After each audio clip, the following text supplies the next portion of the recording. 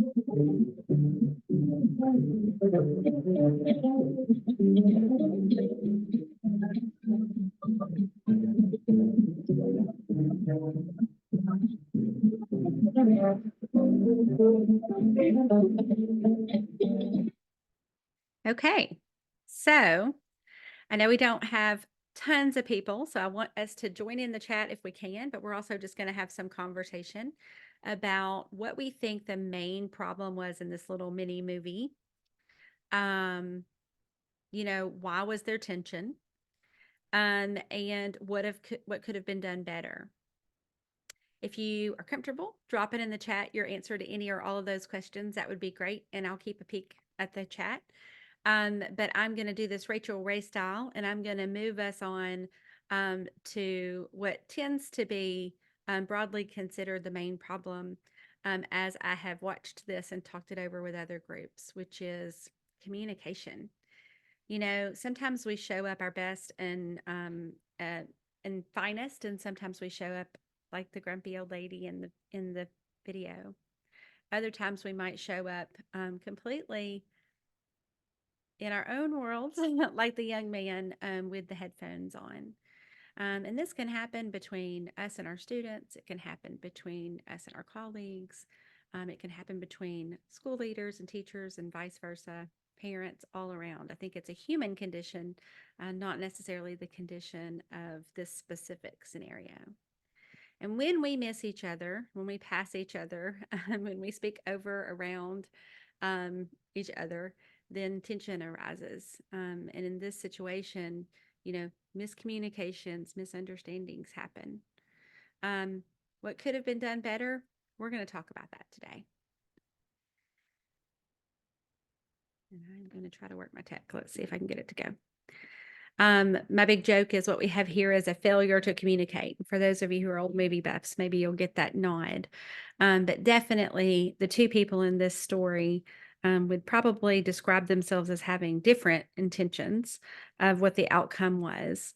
And so we're going to think a little bit about how language and the expectations that we set within communities really impact how true belonging happens and how we're certain that we don't just have intentions, but we have intentional plans that we can put into place and actions that we can put into place. And sometimes that involves having a program in place that can be our guide or our scaffold. And so, the purpose of this conversation today, I am going to use the Friendzy program a bit as a guide for that, just to illustrate how that can happen and how we have thought about language as a key to belonging for all stakeholders. But before we get there, I want to think about language, sort of the three phenomenon that language represents. One is culture. There are cultural differences in the way we speak, in the way we interact. In this video, it was very apparent how culturally, even just different generations can look and negotiate communication. The second is social.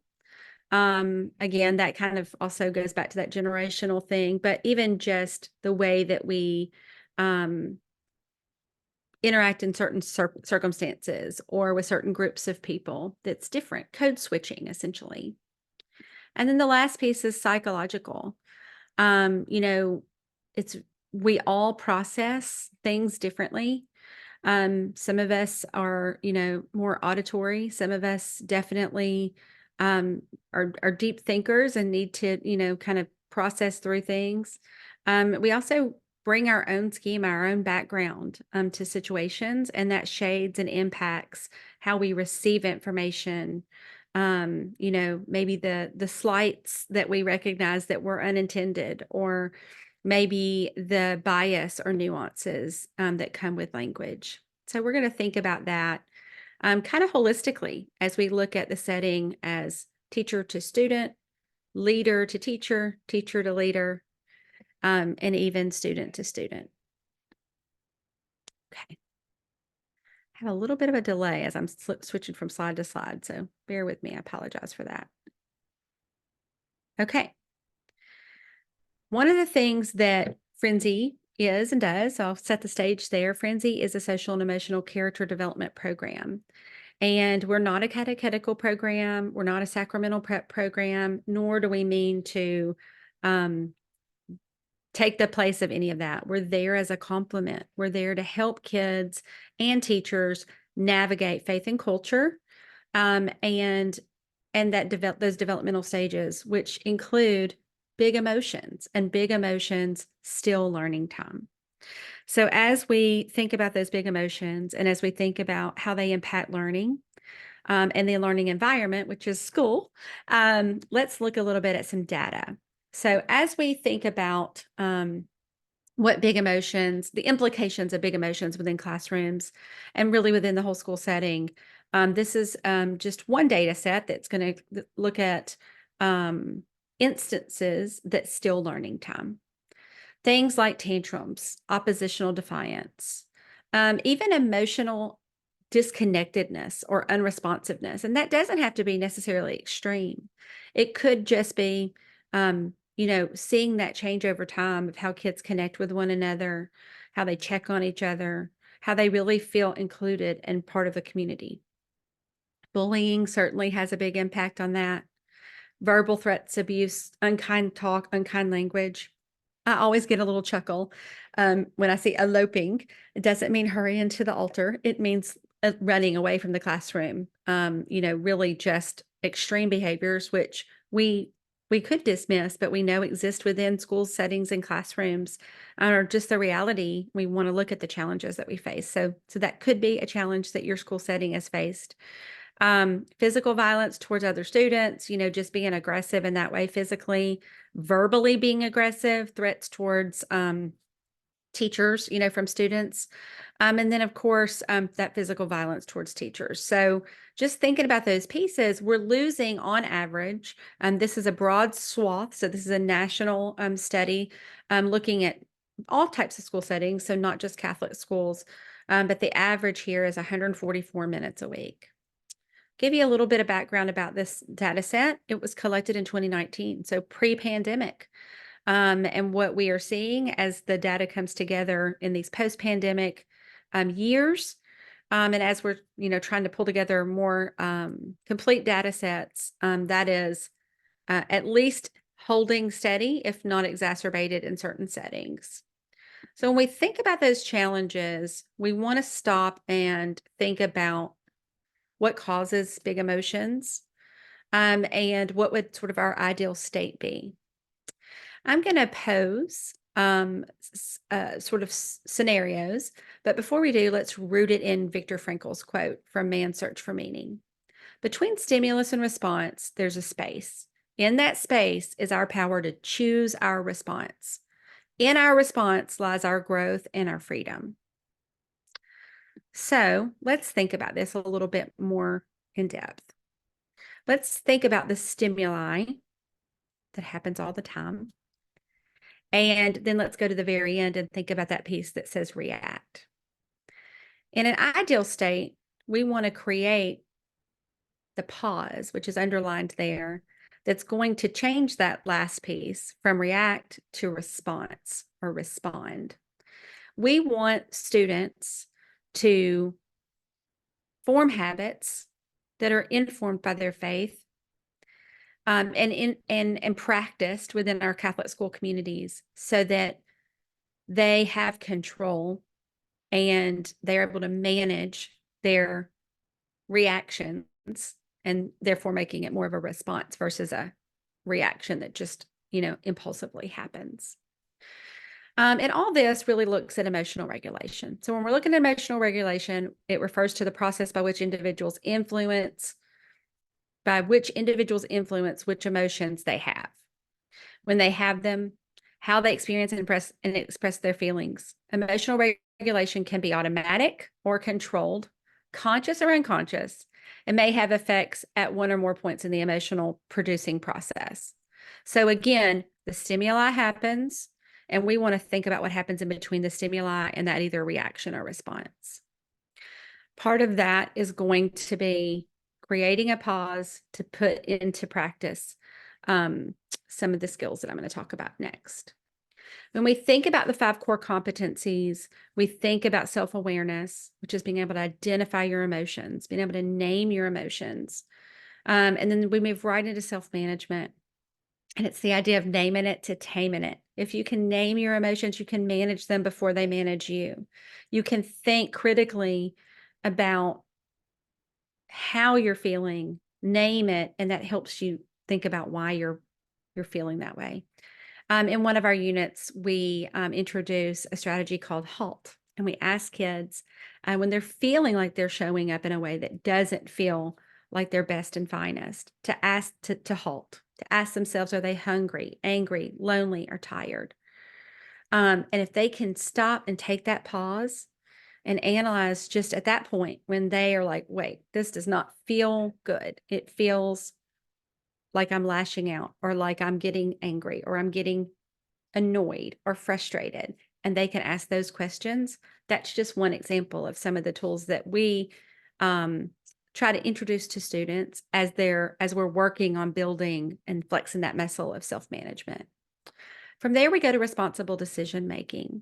And responsible decision making is not just making a decision that's not harmful to you, or is only helpful to you. We want students to think about decisions that are the best decision for not only them, but how it's going to impact those around them. I could be hungry and I could decide that I'm going to eat something. And so a responsible decision might be to eat something, but a better decision would be to eat something healthy, or to eat something with maybe some protein that's going to sustain me and help me feel more regulated and more just take care of my needs physiologically. All right, next one is social awareness. I always say this is where empathy is born and nurtured. It's really the idea of being able to put yourself in other people's shoes, being able to just try to understand other people's perspectives. And then from there, we're moving into relationship skills. And relationship skills, really to me is sort of that critical point where we want kids to recognize God's design for friendship. And so we want them to take all these skills that they've developed and that we're working on and put them into practice, to think about how we contribute to positive relationships, how we work through hard conflict and have hard conversations because we care about each other, because we're worth it, because God designed us to live in community and to have different strengths and have different challenge areas. And did not, it's not necessarily supposed to be easy, but we have the skills to do that. And if we can work together and try to use the example of our faith to not be kind of a throwaway culture, but to work through it, and to practice apologizing and forgiveness and those skills, then we're all going to be better for it. Okay.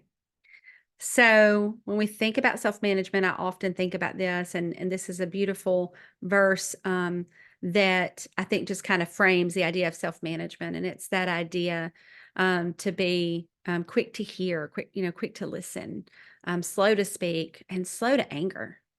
The way that we accomplish those things is there's that playbook right there for us in scripture. And so it's that idea of the pause. It's the idea of processing what's happening, and giving that sort of benefit of the doubt. Okay, so I promised we're going to look at all different settings and how this happens, because the reality is we can't really truly create a place of belonging if we're only thinking about students, but then the role models that they see all around them are adults that are just not modeling those things. And it's more authentic. We're going to feel better about the work that we're doing if we feel like we also belong and we also have those considerations. So in this situation, we're going to think about teacher or, adults in the building to students. And we're going to use universal design for learning as the example. So we want instruction that provides lots of experience for practice. The reality is that our school settings are great places for kids to have experiences, and honestly, to practice and recover from times they don't do their best, or maybe even fall flat on their faces, in this safe, caring, scaffolded environment where they can practice it, and we have people who care about them and can help them recover and continue to practice living their faith through every action they have with everybody they come in contact with in every interaction.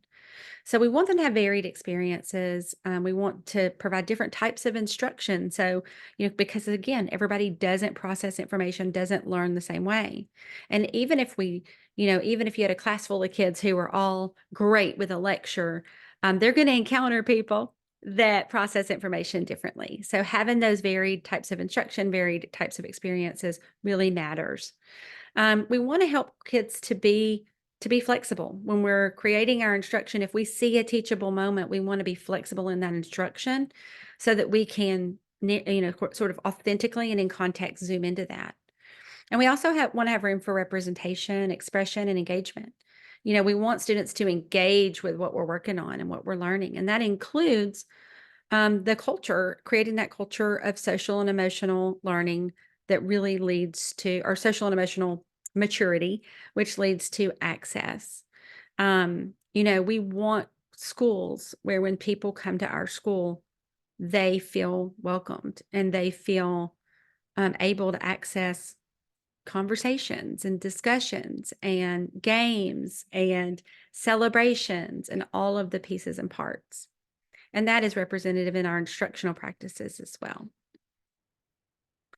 Okay, so one of the things when we think about from the adult perspective and what can we do as teachers, with each other, with our students, with our parents, and particularly as leaders, is just kind of have this shared idea that student outcomes is the goal. Schools exist for students to be successful and have good student outcomes. And in Catholic schools, and that's not just A's on the report card. That's really getting into heaven and making sure that we are, we know our mission and vision, and that we want the student outcomes. We're there working towards those great student outcomes. But one piece that lives right in the middle there is that collective efficacy piece. It is that piece that really helps us see, how we play a role in that, and how we can all be as in it together as the person beside us. And I'll go into that a little bit more in a minute. I'm giving you a little teaser about CTE. We've talked about collective teacher efficacy and overall collective efficacy before, I think, together on some of these webinars. With the intended outcome ultimately of having a culture of support and care. So we want great student outcomes. We want collective efficacy. Particularly, I'm going to talk about that from the role of the leader to teachers and teacher to teacher, all to give us a culture of support and care for every single person who lives and breathes within that school community. So, sources of collective teacher efficacy are all around us. They're everywhere we look. We just have to recognize them. It's kind of like having a heart filled with gratitude, practicing. When I was growing up in the 90s, which dates me for sure, we had a big, very popular thing with young girls. When I was in high school was gratitude journals, and that practice, it persists in life. Where if we, really look at the things that we're grateful for, we'll find them. And the same is true, I believe, for finding those sources of collective teacher efficacy. The definition of collective teacher efficacy really is that we are all going to work towards that same end goal with the same level of commitment. It doesn't mean that we all go about everything in the exact same way. Again, when you couch it in God's design for friendship or God's design for community and the way we're wired, that would not make sense. I mean, it wouldn't feel it wouldn't empower us to live in that community if we all had to do everything exactly the same way. So when we look at these sources, it's going to be things like mastery experience, which is really just practicing your craft of teaching, really being able to be open to continuously learning and trying new things and, just being recognized as somebody that's really good at certain pieces and going and looking to other people and recognizing how they do things and willing to change and grow. Vicarious experience is exactly that. Going and looking at how other people do things. Um, and your efficacy growing because you're motivated by those experiences. You see those things, you see how other people are being successful and having, I taught third grade for many years, and multiplication facts was always, kind of a humdinger. It was hard. Every child didn't have that pre-multiplicative reasoning at the same time. So the light bulb was going off at different times for different students. And I was always looking at other teachers and other colleagues and trying to see how they were reaching their students. That is what that vicarious experience looks like. It's being open to learning from each other. Social persuasion is also a great piece of a great source of that collective teacher efficacy, kind of like we're in it together. So if we're going to try something new, let's try this together. Or, many hands make light work. Let's plan this unit. Let's plan this instruction together, so that we can kind of walk through this together and try hard things. That social persuasion just makes it more of a group effort. And then the last piece there is affective state. It's really just about, even if you're not feeling it, really deciding to choose happiness, deciding to be positive, really being conscious about your how you're showing up. When we think about the conditions for teachers, and this is a leadership piece here. So when we think as school leaders, what conditions do we need? How do we set the tone? We want to provide opportunities for teachers to have goal consensus, to really agree on what is our goal in each sort of area.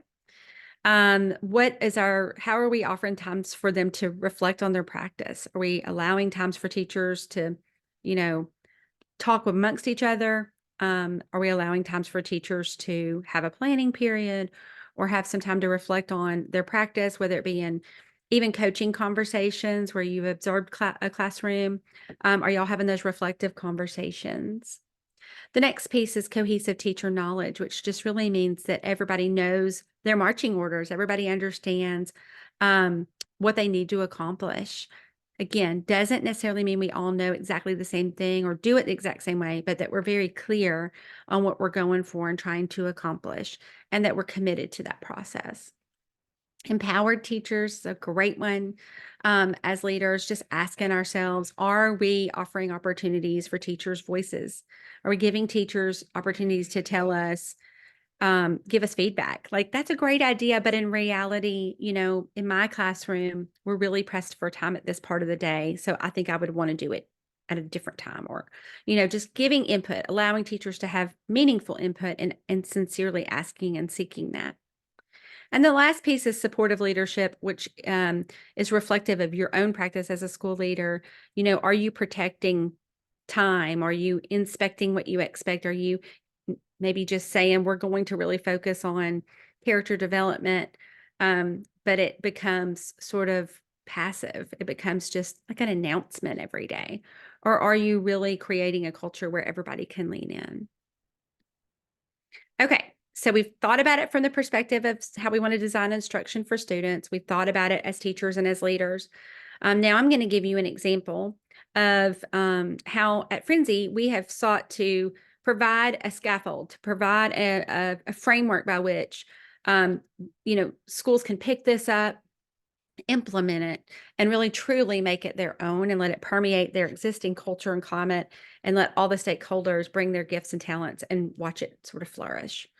So this is the first unit of a volume 1, and our catchphrase is going to be "We need each other," and it's going to be unified language for the whole entire school. So everybody's catchphrase is "We need each other." Doesn't matter if they're in kindergarten, pre-K, or even 8th grade.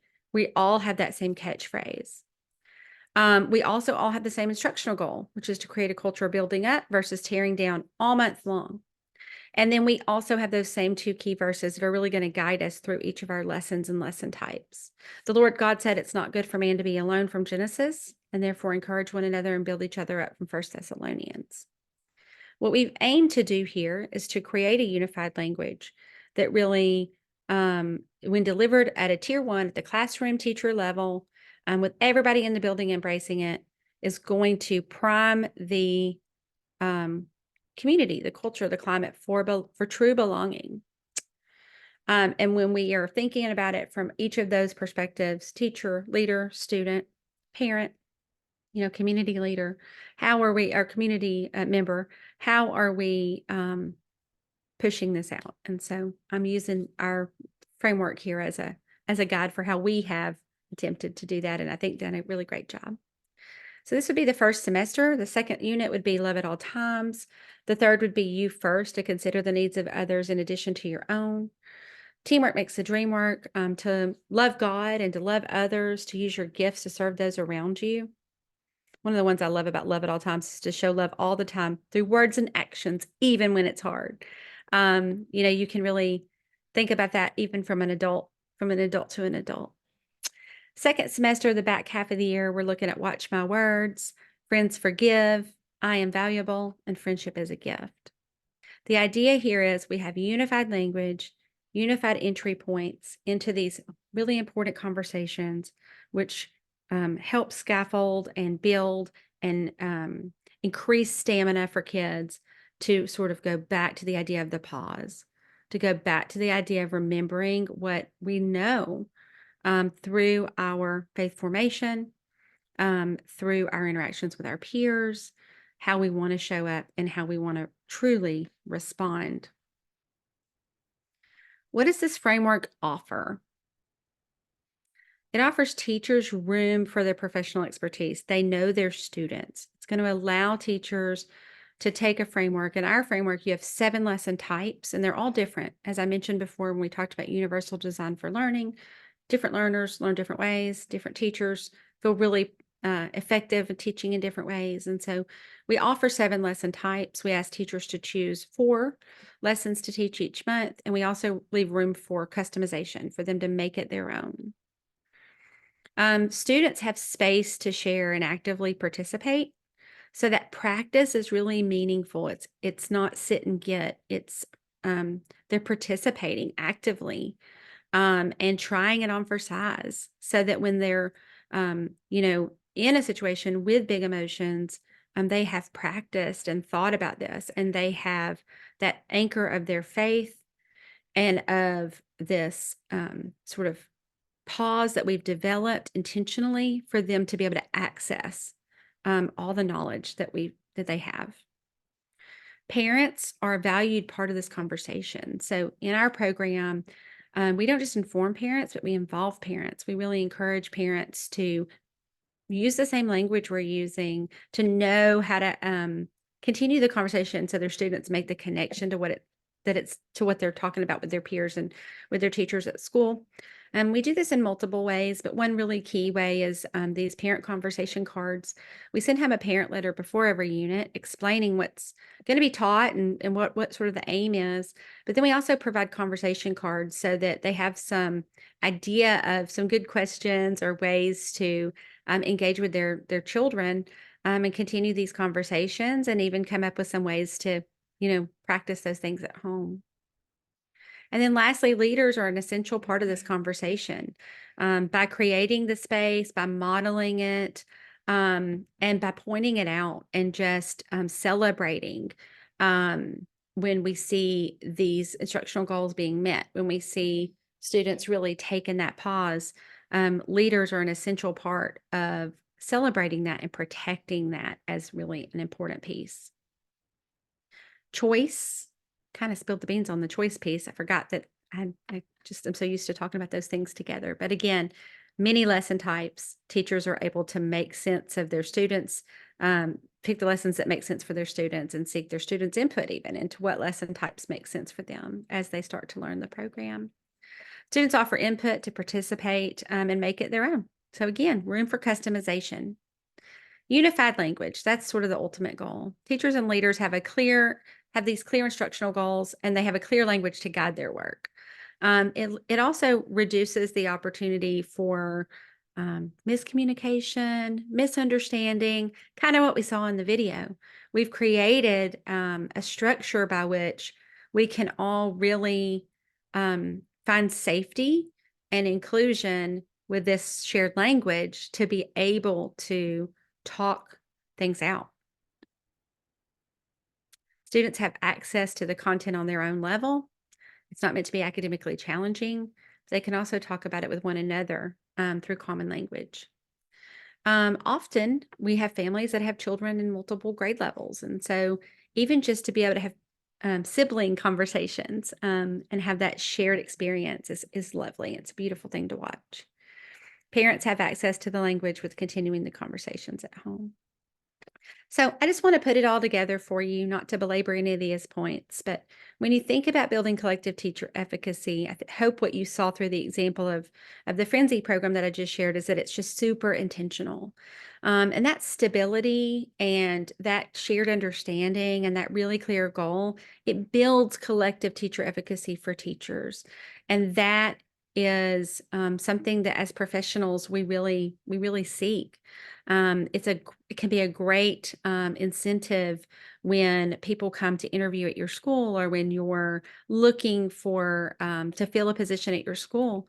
If you have true collective teacher efficacy, one of the most powerful things you can do is let those candidates talk to people that work right there in your building or include teachers on the interview panel and let them just share about their experience. It can be really exciting, and it's surprising how rare true collective efficacy among teachers is, but what a huge impact it makes. It's actually the #1 indicator of student outcomes. It's the only indicator that has been proven through research to level the playing field between children who come from high socioeconomic backgrounds and low socioeconomic backgrounds. When a faculty and staff are unified in their mission and vision, and they really have intentional, nurtured leadership and places that they can plug into leadership and have a voice, it impacts every single piece, and especially student outcomes. Make your work visible. When you're doing things, don't assume everybody knows. That can be one of the biggest pieces where we have that failure to communicate or miscommunication. If you're doing things behind the scenes, just try to be as transparent as you can and give people all the context, because if not, inferences are made and sometimes misunderstandings happen. And then finally, get the word out that this is important to your school and your school community. Make commitments, keep those commitments, lead with those commitments in mind. And that can be really helpful in maintaining and recruiting quality staff. Finally, I just want to say that together, if we're intentional, whether you're using the Friendzy program or something else, if you're thinking about all the stakeholders and all these pieces and parts, what we just want to ultimately achieve is that everybody in the whole community feels seen, heard, valued, and loved. Because those things, when that's happening, people really feel like they belong. Everybody belongs when everybody has that valued piece. Okay, I am going to leave you now with just a few questions to think about and consider as you reflect on our few minutes we got to spend together today. Just what resonated with you, what was helpful to you, and then how is this relevant for your students? Obviously, these are rhetorical questions, but hopefully, as you kind of think about those, you'll find a colleague or someone, a professional partner or someone that you want to discuss these things with and figure out ways that you can put these into play in your own setting. I appreciate you and thank you for joining today. God bless you and God bless those you serve. Have a great weekend.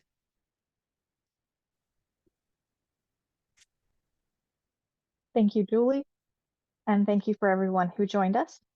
Thank you for attending today's NCEA webinar. NCEA continuously strives to improve the quality of our services for our members based on feedback. We will use your input to inform future work and improve services. The survey should take about 5 minutes to complete. If you're interested in a certificate of attendance, please include your email address and name at the end of the survey. Since your certificate will be sent via automated email, please check your spam if you do not see an email within a few minutes. Again, thank you for attending, and we hope you have a lovely rest of your day.